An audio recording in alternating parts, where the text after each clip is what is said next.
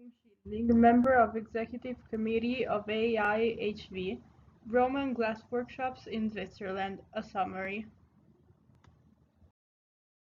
Two glass workshops in Switzerland, in Avanches and Augusta Raurica, have been published by IDR Rhein and Andreas Fischer. Others, which are unpublished, are mentioned in the book of IDM Rhein. Avanches has been the capital in Roman Switzerland, is located in the today French-speaking part, and had traditionally links to nowadays France. Augusta Raurica, at the river Rhine and near nowadays Germany, was a colony and an important trade center. The workshop in Avanches was excavated in 1989 and in 1990, together with the other workshops, which needed fire for their production, like forgeries. After the workshop was left, a big rich building has been installed. The workshop had 4 furnaces all around. There was a rectangular structure and a depot for waste in a certain distance. A later excavation in 1991 showed a 5th furnace in a distance of about 8 meters. The working period dates to about 4070 AD. There has been a very big amount of waste from all kinds: tubes, rods, drops, moils, more than 5,000. Raw glass, fragments with the impression of a ponto, fragments with traces of iron, fragments with an impression on one side only. The melted glass is about 7 kilograms. The surface is rough and looks gray milky, sometimes with cracked clay. There are green and blue fragments with a fine reddish layer, and a bigger block with small particles of clay. There are fragments which turn out wrong, very bubbly ones, and fragments with a bad translucence. What has been produced locally? Birds, small globular containers, sometimes with a layer of lead inside, simple balsameria, mouthed blown grape bottles, amphoriscoi and jugs, pots. Decorations are applied threads in white, speckled glass, marbled trails, mouthed blowing. It is not certain if the vessels with protruding globes have been produced locally. Colors are green, blue, amber, colorless, light green, and burgundy red. Crucibles have been found, but there is no adhering glass in them. The crucibles are made by clay, which is not heat resistant.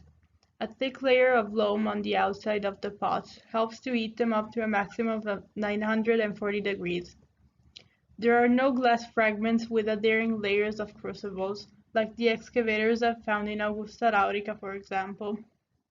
An analysis taken from the glass shows a high amount of feldspar, indicating that the raw material used here was perhaps non-Syro-Palestinian glass. There are indications of other workshops in Avanches, but not yet published. The house, Augusta Raurica, has been excavated in 1974 and 1978, one building in Reggio 17B with the workshop, and one building in Reggio 17C with just one single furnace, running over a longer period. The Reggio grid has been established to name the different quarters of this part of the Roman town, which lays near the Rhine. The insula grid pattern marks the upper town, lying on a plateau above the Rhine River, the center of the Roman town. The workshop was installed in Building 1 with Room 2 in Reggio 17B. The area was about 162 meters squares, later 145 meters squares. First, there were round furnaces near a wall. After that, installations towards the middle of the room, and at least a concentration in the middle of the room. Datation. Due to the fact that running the excavation, the upper layers has been removed by heavy machines. The upper layers were disturbed, and the material couldn't help to date the running of the workshops precisely. The phase D, within which the workshop was running, is dated to about 8019 to 250 AD. The workshop was obviously installed about 100 AD, first in Reggio 17b, then in 17c. After 220 AD, the installations were demolished. There are hints for the datation of the running of the workshop. Andy Fisher counted a lifetime of 6 years for a furnace and established the date of about 130 until 160 AD. The single furnace in Reggio 17c runs until the early 3rd century AD. In the first period, we have furnace 9 and 2 in room 2, alongside wall 2. Both furnaces are round. There are some other structures and a pit. The next period shows all furnaces. Furnace 9 was replaced by Furnace 1, and Furnace 2 was replaced by Furnace 10, both round ones. Near Furnace 1 is a fireplace, near Furnace 10 is Furnace 7, and in some distance Furnace 6.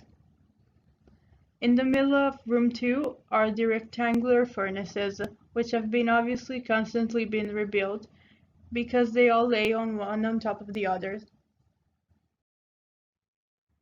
Besides the rectangular structures are furnaces 4 and 5, both together round ones too.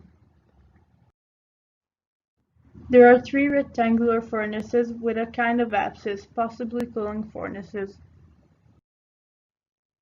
In the filling of the different furnaces, there hasn't been much material. Sometimes there has been none, or it has been thrown away. Therefore, we only have small hints of waste from the furnaces themselves. The same is true for the building material of the furnaces. There are a lot of crucibles, most of them with layers of glass. In one glass layer, a small red lump was detected, hints to coloring with copper. The furnaces were built with tiles. The walls were covered by loam. The structures showed only the lowest layer of every installation. There hasn't been walls left. Furnace 14, a rectangular one, showed glass on the soil. Interpretation by the author. The round furnaces were installations to melt glass in crucibles. Parts of the furnaces were glazed and gray due to the heat, which could have reached up to 1,300 degrees Celsius. Building material from the rectangular furnaces doesn't exist anymore. Therefore, the reach temperature isn't known. Andreas Fischer thinks that the furnaces 14 and 12, with glass and glazes inside, have been tank furnaces for melting glass. The others may have been used for cooling. Andreas Fischer tried to reconstruct the workflow in the workshop, but it's highly hypothetical, and I don't want to refer to that point here. The crucibles are made as such. There is just rarely a cooking pot being used for this purpose. Compared with the workshop at Avanche, there is a small amount of waste found in Augusta Raurica. This could be well caused by the poor quality of the excavation. The other possible workshops from Augusta Raurica are suggested by waste and probably recycling material. They are mentioned in the publication of V.E.R.I and Sylvia Fünfshilling.